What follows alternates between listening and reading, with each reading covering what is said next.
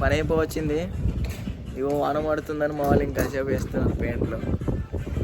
Colour బాగుందా guys? బాగుందండి చెప్పండి, కోడ్ మెన్షన్ చేస్తా. ఇవ్వండి ఎలివేషన్ ఇది మనది. ఫైనలీ కిందకి వెళ్ళాక చూపిస్తా. అయితే వాన పడుతుంది కదా, బయట వేస్తే ఖరాబ్ అయిపోతుందని. మెయిన్ పెయింట్ అయినా మా వానర్